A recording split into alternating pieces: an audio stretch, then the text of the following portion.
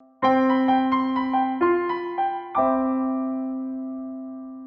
I'm Greg Dell, and I'm here with attorneys Rachel Alters and Alex Palomara, and we're going to talk about long-term disability insurance claims for nurses. Now, Alex and Rachel, it's an occupation-specific video we're going to do because we've helped hundreds of nurses all over the country that have all different kinds of disability policies, primarily mostly employer-provided, but there are nurses who occasionally buy their own policies. And so in this video, as a summary, I want to talk about common issues we see involved with applying for disability as a nurse, the issues we see on denial, and then provide some tips for people to keep themselves on claim or get on claim or other issues that come up if you're even considering filing. So, Alex, I want to pitch to you first in terms of when representing a nurse, what's the most important thing in terms of understanding the language in the policy for the definition of disability? Well, first things first, whenever I represent a nurse, it's actually always nice because they know the medical records better than I do. They do this for a living. I never went to medical school, I just went to law school. So actually, I like representing nurses because they're very helpful when I put together applications or appeals or lawsuits. When it comes to the definition of disability, like you said, most of these policies are going to be group policies that you get through an employer. So they have what's known as a change in definition of disability.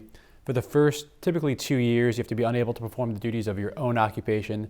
And after 2 years, you have to prove that you can't do any occupation for which you're qualified based on your training, education, and experience. So the first 2 years, you have to prove your own occupation, which is, there's different type of nurses out there. There's probably, 10, 15 different type of nursing out there. So you have to prove that you can't do that specific type of job. And then after that, for any occupation, they'll take into account your past training and experience as a nurse and apply that to, I guess, maybe a lower level nurse to see if you can qualify under the second definition of disability or not.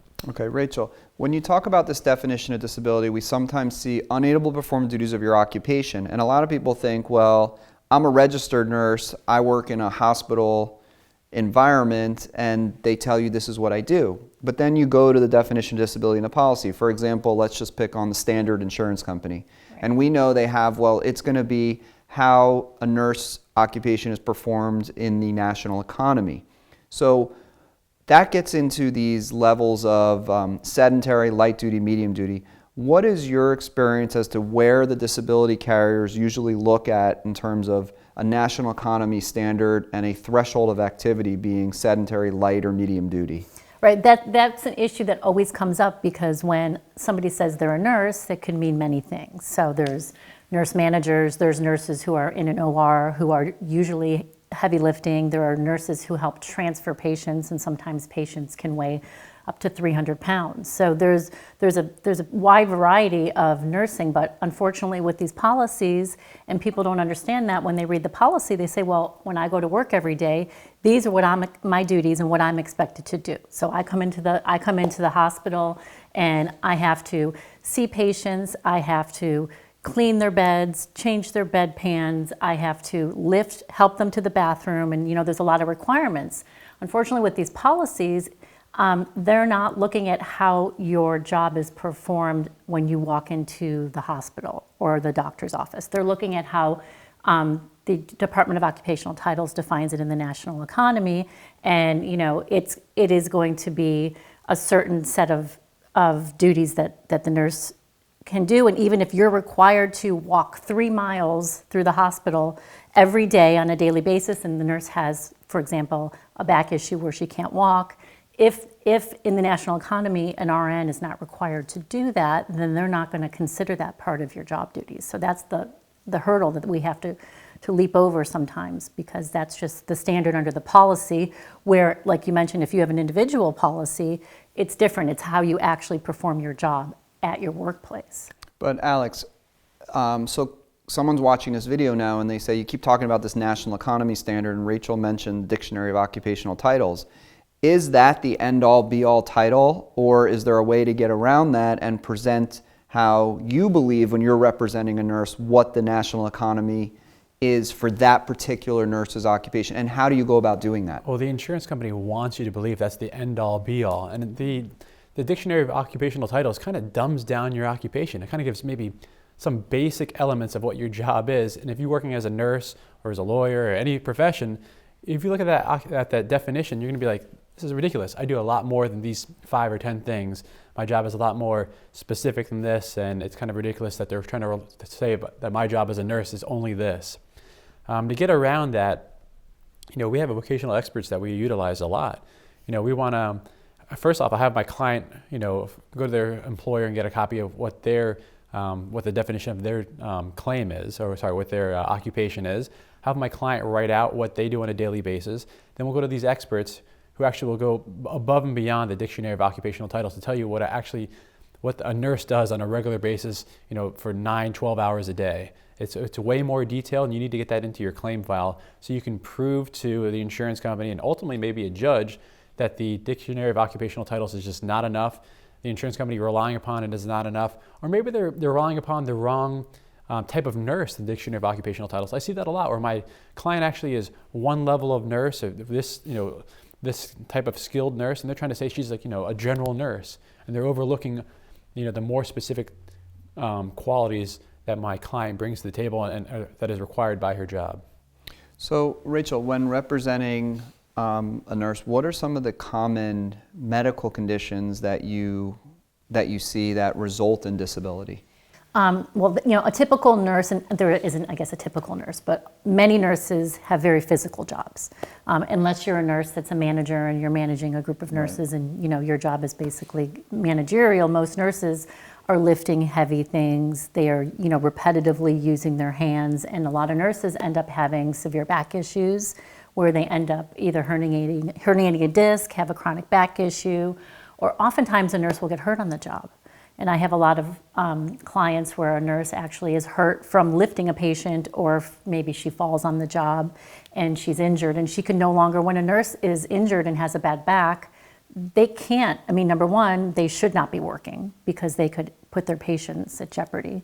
And they're not able to sometimes they're not even able to sit at a desk for 40 hours and do paperwork if that's something that their job's willing to accommodate, because they're in so much pain. So back issues, physical issues with their back and neck are usually one of the main concerns. But as you say, on one hand, you mentioned they can't sit at a desk for 40 hours a week. There are some nursing positions that are sitting, but very common nurses have to be on their feet, yeah, for an entire shift. So how do you even? It's kind of, I don't want to say comical, but almost ridiculous to get to this national economy standard when you're dealing with nurses, because it is such a broad occupation with so much variation that it's always disheartening. Yet we see it all the time, of this like sedentary to light duty description that always comes up for a nurse, yet rarely falls into the appropriate classification for a nurse, which that's what they use almost all the time to deny these claims for nurses. So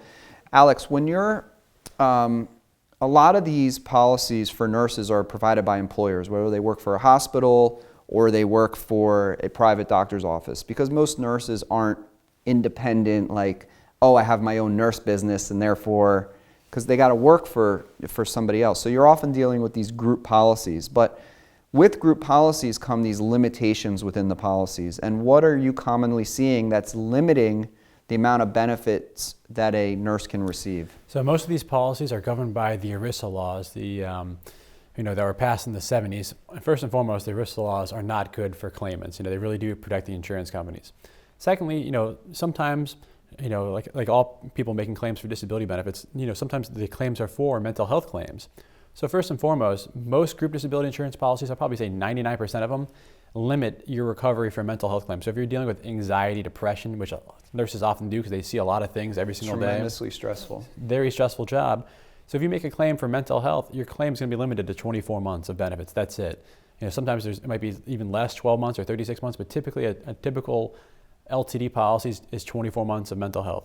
Sometimes policies also limit for other claims, if there's subjective symptom claims like pain, migraine, headaches, the policies will limit those claims as well to 24 months. So to get beyond 24 months, you have to have something outside of mental health or a subjective claim, and you have to prove any occupation, which is going to be kind of like an even dumber down nursing position. Right, and Rachel, the any occupation, which is after 12 or 24 months, it changes to the inability to perform the duties of any occupation, usually for which you have experience, education, or training, or a lot of policies have an income component which says that you have to be able to earn at least 60% of what you were earning. The challenge for nurses and why we see so many denials at the change of definition is that a lot of nurses have tremendous medical knowledge, a lot of skill, a lot of education, and now you're dealing with a job that was physical beforehand, like as we always prove for nurses, from anywhere from light to heavy duty, to now, can you do a sedentary job? And there are plenty of sedentary jobs for which nurses would qualify for, but what do you do in those situations where the person, you know, your client's basically like, it don't matter if it was sedentary, medium, light, I can't do the job. And how do you prove now that they can't do a sedentary job? Right, and that, it always becomes an issue because the carriers, you know, sometimes will approve the claim for the 24 months because they do agree that it's not smart or they're not able to do any kind of physical lifting. They can't lift greater than 10 pounds. They could be putting a patient in jeopardy. But now, once the definition changes to can you sit at a desk, review records, can you be, do some legal medical review for law firms, or can you be a nurse manager? They say, well, yeah, that's something that you can do. Now you don't have to lift a patient. Now you don't have to walk, 3 miles, a day, with a bad back. But what we do is before this definition change comes about, usually I would say at least 6 months, we start working with the claimant's doctors so that they understand that now this is not just that your patient can't lift, your patient can't do these physical activities, reach overhead, all that stuff. It is, now they need to start documenting that it's hard for them to sit for long periods of time because they experience severe pain. That is an issue with many people if it's a back issue, that not only lifting causes pain, but sitting in one position for long periods. And I have a lot of claimants who they need to get up every 10, 15 minutes. They need to lie down. And when you're working as a nurse, whether you're in a hospital, you're working in an office, the employer is not going to accommodate you to be able to get up every 15 minutes or maybe lie down and rest if you need to. That's not the type of, job. When you have a sedentary job, you're required to basically sit for 40 hours a week. And there's other testing you can do. I mean, Yeah. there's functional capacity evaluation if you haven't already done one to help prove that you can not do a sedentary job. Because the insurance company at that change in definition, they're going to say it always comes down to a sedentary job. I don't care if your job is picking up 500-pound bricks. No matter what, when it comes to any occupation, they always go to the sedentary occupation standard. They're going to say, oh, you have the ability to do a sedentary job, and to get around that, you can do a functional capacity evaluation to prove that you don't have the ability to do a sedentary job.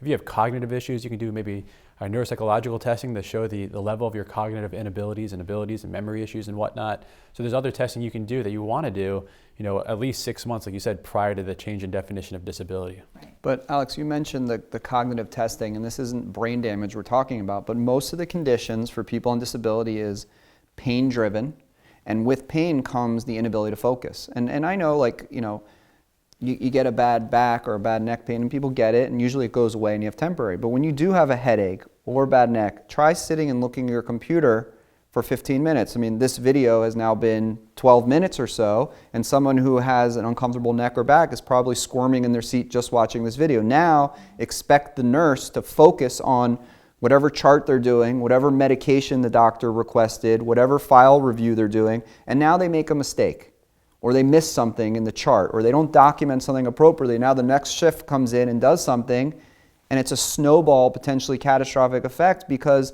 the nurse was distracted and unable to focus. Now, that may not show up in the neuropsych exam that they have some cognitive difficulty, but we do know it's hands down proven that if you're uncomfortable and you're in pain, you're not as focused. Just like if you're tired and you're driving, they say don't drive when you're tired because you don't have the mental acuity. Well, the same thing for the person who's suffering and is in pain. And that's what happens with most of the nurses and any occupation, that you can't dial in and focus the way you do to do a sedentary job. So it's not just, the lifting. But Rachel, what you said, which was great, was, and this is assuming someone's contacting us beforehand, that you have to prepare. Yeah. Months before, even from the beginning, you got to know your definition of disability and assume that it's not always going to be, I can't lift a 50-pound, or a 100-pound patient, or move things around or go up and down all day, that they're going to eventually say, can you sit at a desk and process whatever has to be done? So that's a challenge. Right. So, the other issue I find is they take medication pain medication, and that also causes them to be distracted and tired And it's confused. dangerous for their patients. Right, You know? and not even in a sedentary position. If you're taking pain meds all day long because you need to, Right. you can't really focus on what you're doing. It's very difficult. So these are just a few of the issues we touched on, for nurses who are having difficulty doing their work and filing a claim, or have already been denied by the disability carrier. We've seen the claims from every single disability carrier across the country, and if whatever situation you're in, whether you're applying or you have to appeal a denial, or if you've already done your appeals and you need to file a lawsuit, feel free to contact Alex or Rachel or any of the lawyers in our firm. We're going to immediately provide you with a free initial consultation, and after that initial phone call, you'll have a good idea as to whether or not we can help you or not. We encourage you to watch our videos. We have well over 500 YouTube videos, and we produce more every week, providing you tips for your disability claim, which we think you will find helpful. And you can subscribe to these YouTube videos where you'll get notifications about future videos. So however we can help you, please reach out to us, and we look forward to speaking with you in the future.